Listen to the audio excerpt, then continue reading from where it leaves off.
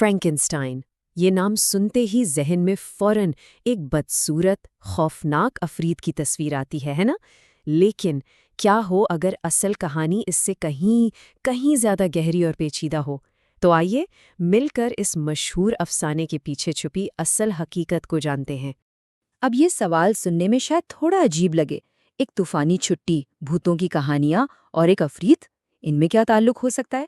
لیکن یقین کریں اس کا جواب ادب کی ایک عظیم ترین کہانی کی بہت ہی غیر متوقع شروعات میں چھپا ہے۔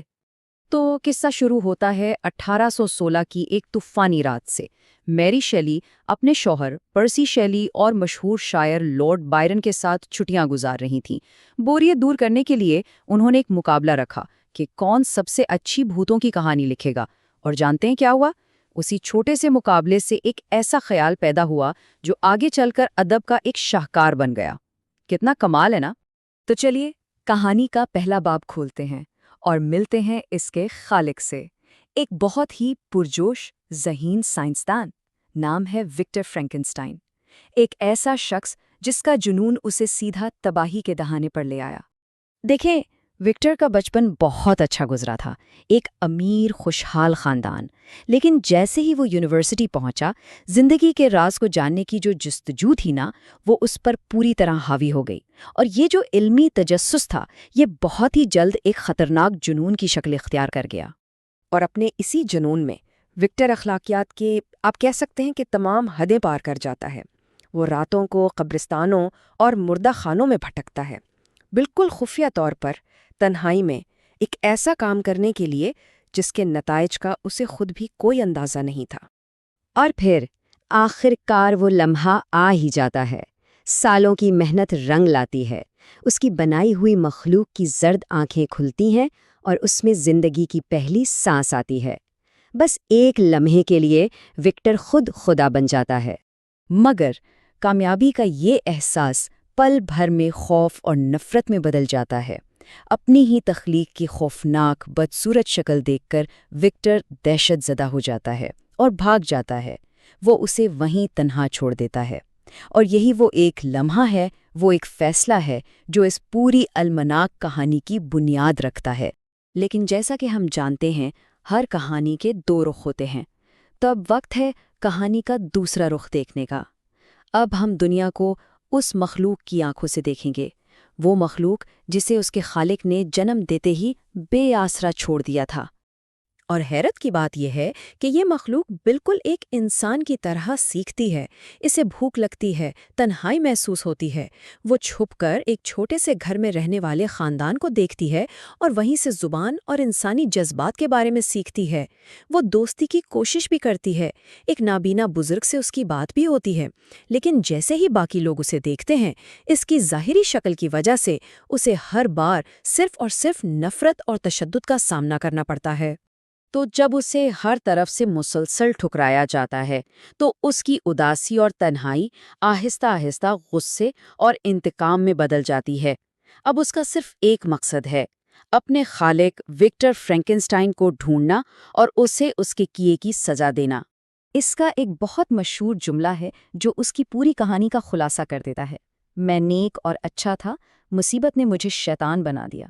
سوچنے کی بات ہے، وہ پیدا تو معصوم ہوا تھا، لیکن دنیا کے سلوک اور سب سے بڑھ کر اپنے خالق کی بے رخی نے اسے وہ بنا دیا جس سے آج سب ڈرتے ہیں۔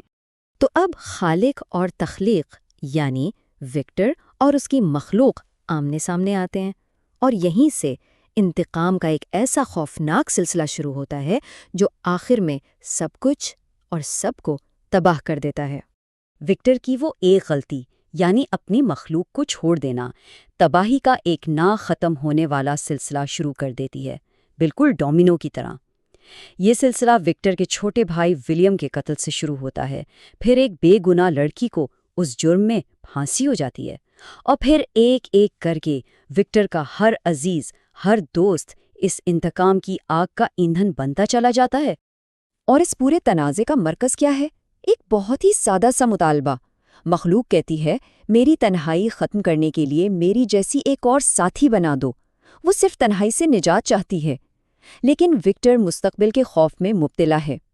وہ سوچتا ہے کیا ہوگا اگر یہ دونوں مل کر خوفناک مخلوق کی ایک پوری نسل پیدا کر دیں۔ اسے ڈر ہے کہ وہ ایک اور اس سے بھی بڑی غلطی نہ کر بیٹھے۔ وکٹر پہلے تو اس کا مطالبہ مان لیتا ہے اور ایک خاتون ساتھی بنانا شروع بھی کر دیتا ہے، لیکن بالکل آخری لمحات میں خوف اس پر غالب آ جاتا ہے اور وہ اس دوسری مخلوق کو اپنی پہلی مخلوق کی آنکھوں کے سامنے ٹکڑے ٹکڑے کر دیتا ہے۔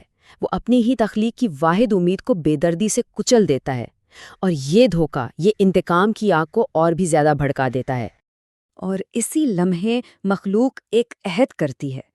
یہ صرف ایک دھمکی نہیں ہے، یہ ایک وعدہ ہے۔ میں تمہاری شادی کی رات تمہارے ساتھ ہوں گا۔ ایک ایسا خوفناک وعدہ جسے وہ مخلوق ہر قیمت پر پورا کرے گی، اور یہ وکٹر کی زندگی کی سب سے بڑی خوشی کو اس کے سب سے بڑے غم میں بدل دے گا۔ انتقام کا یہ چکر اب دونوں کو مکمل تباہی کے دہانے پر لے آیا ہے، اور یہیں کہانی اپنے عبرتناک انجام اور اپنے سب سے طاقتور پیغام تک پہنچتی ہے۔ اب وکٹر اپنا سب کچھ کھو چکا ہے، اس کے پاس کھونے کے لیے کچھ نہیں بچا۔ اس کی زندگی کا اب صرف ایک ہی مقصد ہے، اپنی تخلیق کو ڈھونڈنا اور اسے تباہ کرنا، اور یہی جنونی تعاقب اسے دنیا کے آخری منجمد کناروں تک، آرکٹک کی برفانی وسعتوں تک لے جاتا ہے۔ اور وہیں مرنے سے پہلے وکٹر اپنی پوری کہانی ایک جہاز کے کپتان والٹن کو سناتا ہے۔ اس کے آخری الفاظ ایک انتباہ ہیں، حد سے زیادہ خواہش اور تجسف کے خلاف ایک وارننگ، ایک سبق کہ علم اور خواہش کی جستجو میں اپنی اخلاقی ذمہ داری کو کبھی بھی فراموش نہیں کرنا چاہیے۔ وکٹر کی موت کے بعد حیرت انگیز طور پر وہ مخلوق بھی وہاں آخری بار ظاہر ہوتی ہے۔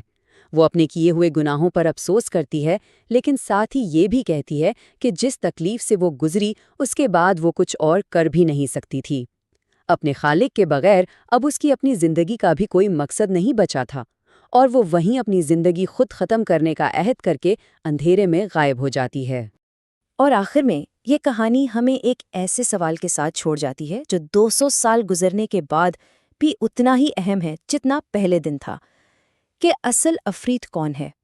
سائنس سے پیدا ہونے والی وہ مخلوق، یا وہ انسان جس نے اسے بنایا اور پھر اسے نفرت اور تنہائی کی دنیا میں اکیلا چھوڑ دیا؟ اس کا فیصلہ شاید ہر پڑھنے والے کو خود کرنا ہے۔